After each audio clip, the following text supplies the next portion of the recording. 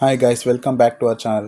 ముందుగా మీ అందరికీ ఉగాది పండుగ శుభాకాంక్షలు. ఈరోజు మనం ఉగాది పండుగ విశిష్టతను తెలుసుకుందాం. ఈ పర్వదినాన్ని చైత్ర శుద్ధ పాడ్యమి అనగా చైత్ర మాసంలో శుక్లపక్షంలో పాడ్యమి తిథి కలిగిన మొదటి రోజు, తెలుగు సంవత్సరంలో మొదటి రోజున ఉగాది లేదా యుగాది జరుపుకుంటారు. ఉగాది, యుగాది అనే రెండు పదాలు వాడుకలో ఉన్నాయి.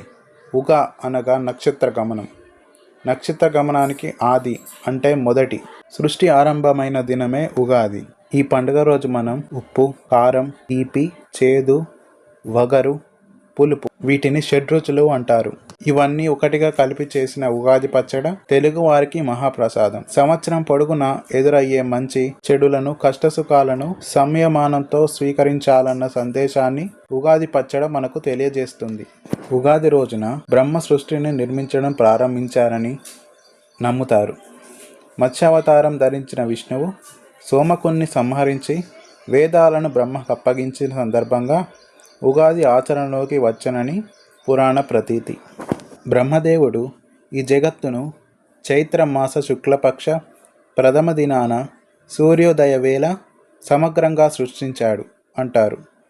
అంటే కాలజ్ఞానాన్ని, గ్రహ నక్షత్ర ఋతుమాస వర్షాదికులను బ్రహ్మదేవుడు ఈనాడు ప్రవర్తింపచేశాడన్నది పెద్దల భావన. అంతేకాదు, వసంత ఋతువు కూడా అప్పుడే మొదలవుతుంది. అందుకే కొత్త జీవితానికి నాందికి గుర్తుగా ఉగాది పండుగను జరుపుకుంటారు. సోమకాసురుడు వేదాలను ఏ సమయంలో దొంగిలించాడు, వాటిని ఎక్కడ ఉంచాడు, తిరిగి వాటిని ఎవరు తెచ్చారు అన్న విషయం తెలుసుకుందాం. అలాగే తెలుగు సంవత్సరాలు నారదుని యొక్క 60 మంది సంతానం గురించి తెలుసుకుందాం. బ్రహ్మ నిద్రిస్తున్న సమయంలో సోమకాసురుడు బ్రహ్మ నుంచి వేదాలను దొంగిలించి ఎవరికంటా పడకుండా సముద్ర గర్భంలో దాక్కుంటాడు. సృష్టి మూలమంతా ఆ వేదాల్లోనే ఉంది. అంతేకాకుండా మనిషి ఎలా ఉండాలి, ఎలా ఉండకూడదు అని, మనిషి సద్గుణ సంపన్నుడుగా ఎలా మారాలి అని మార్గదర్శకత్వం చేసేదే ఈ వేద జ్ఞానం. ఈ వేదాలు బ్రహ్మ దగ్గర ఉండకపోతే బ్రహ్మ సృష్టిని మొదలుపెట్టలేడు అనే ఉద్దేశంతో సోమకాసురుడు ప్రళయం సంభవిస్తున్న సమయం చూసి వేదాలను దొంగిలిస్తాడు. వేదాలు దొంగిలించడం అంటే ధర్మం పైన అధర్మం స్థాపన చేయడం. ఇక్కడ ధర్మం పూర్తిగా నశించే సమయం ఏర్పడింది. కాబట్టి ధర్మాన్ని నిలబెట్టడానికి విష్ణువు తన అవతారాన్ని ఎంచుకునే సమయం వచ్చింది. దానితో పాటు ప్రళయం పూర్తయ్యాక సృష్టి కొనసాగించడానికి వేదాలతో పాటు ధర్మాన్ని పాటించే వారిని కూడా రక్షించాలి. ఇక మత్స్యావతారాన్ని ఎత్తే సమయం ఆసన్నమైంది. సత్యవ్రతుడు అనే ఒక మహారాజు విష్ణుమూర్తికి గొప్ప భక్తుడు. ఒకరోజు సత్యవ్రతుడు కృతమాల అనే నది తీరంలో స్నానం ఆచరించి సూర్య నమస్కారం చేస్తుండగా అనుకోకుండా అతని దోసిటలోకి ఒక చిన్న చేప పిల్ల వచ్చింది. అయ్యో, ఈ చేపకి ఏదైనా అవుతుందేమో అని దాన్ని వదిలేయబోతాడు.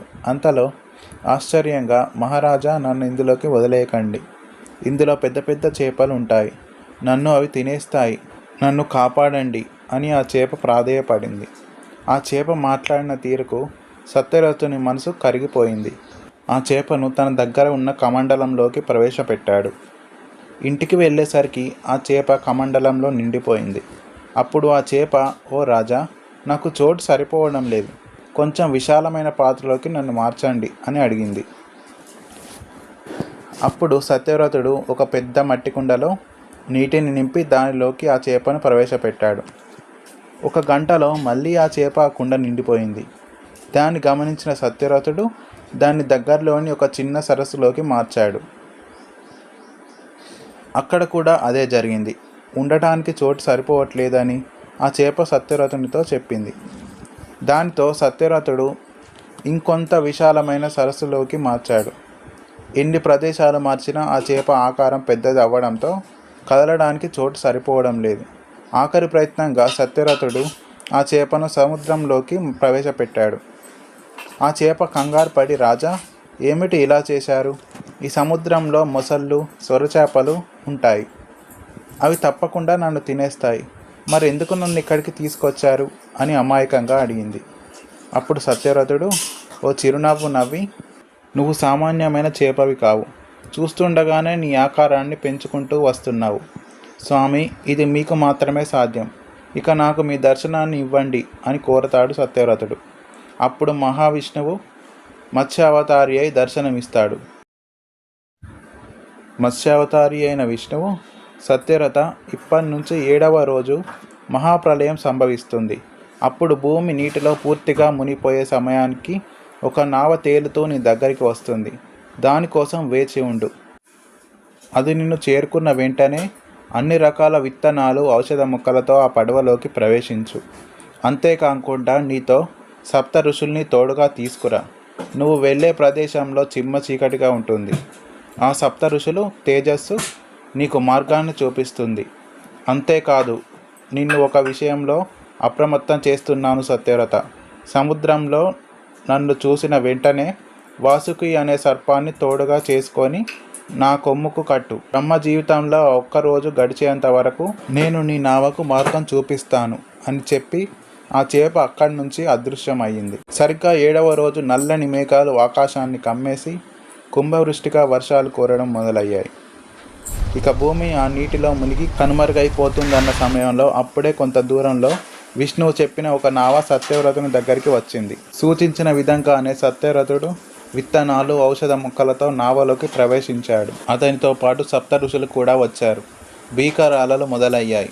ఇంతలో ఒక భారీ ఆకారంతో, బంగారు వర్ణంతో మత్స్యావతారం ధరించిన విష్ణువు అక్కడికి వచ్చాడు. ముందు చెప్పిన విధంగానే వాసుకి అనే పాముతో ఆ చేప కొమ్ముకి, నావకి తాడులా కట్టారు. పెద్ద పెద్ద అలలు పడవను అతలాకుతలం చేస్తుంటే విష్ణువు ఆ నావను తన రెక్కల కింద ఉంచి కాపాడుతూ వచ్చాడు. అలా ప్రయాణిస్తుండగా సత్యవ్రతుడు, నారాయణ, ఈ సమస్తం అంతా మీరే. మనిషిని చీకటిలో కట్టి పడేస్తున్న అహంకారం, మమకారం అనే చిక్కుముడల నుంచి ఎలా బయటపడాలో చెప్పండి.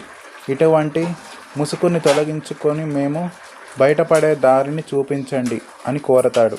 సత్యవ్రతుని భక్తి శ్రద్ధలు గమనించిన విష్ణువు తన బాధ్యతగా భావించి సత్యవ్రతునికి బ్రహ్మ విద్యను బోధిస్తాడు. దానితో పాటు ధ్యానయోగ, భక్తియోగ, కర్మయోగ ఈ మూడింటిని కూడా నేర్పిస్తాడు. ఈ మూడు భగవద్గీతలో కూడా ఉంటాయి.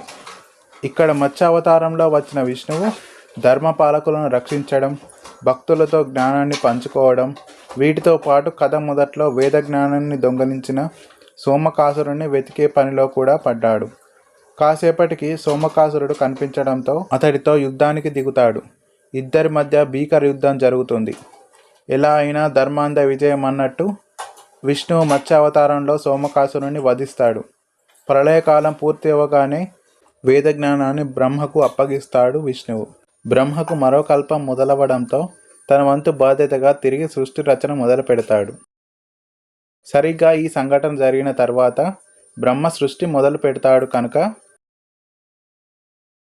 యుగానికి మొదలవడంతో ఈరోజు యుగాది అయింది.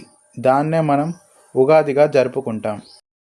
ముందుగా చెప్పినట్టు మనం తెలుగు సంవత్సరాల వెనుక ఉన్న ఒక కథను తెలుసుకుందాం. అయితే ప్రతి యుగానికి 60 సంవత్సరాల చక్రం ఉంటుంది. ఈ 60 సంవత్సరాలకు ఒక్కొక్క సంవత్సరానికి ఒక్కొక్క నామం ఉంటుంది. వీటికి ఈ నామాలు ఎలా వచ్చాయో చూద్దాం. నారద మహాముని ఓసారి విష్ణుమాయ వల్ల స్త్రీగా మారి ఓ రాజును పెళ్లాడతాడు. వారికి 60 మంది సంతానం జన్మిస్తారు. ఓసారి ఆ రాజు తన సంతానంతో యుద్ధానికి వెళ్తే అంతా చనిపోతారు. అప్పుడు ప్రార్థించిన నారదుడిని విష్ణు కరుణిస్తాడు. నీ పిల్లలు 60 సంవత్సరాలుగా కాలచక్రంలో తిరుగుతుంటారు అని వరమిస్తాడు. అవే మన తెలుగు సంవత్సరాలుగా ప్రస్తుతం వాడుకలో ఉన్నాయి. పంచాంగ శ్రవణం కూడా వీటి సాయంతో జరుపుకుంటాం. ఈ వీడియోలో మీరు ఏదైనా కొత్త విషయం నేర్చుకున్నారనిపిస్తే లైక్ చేయండి. Thank you. By by. See you in the next video.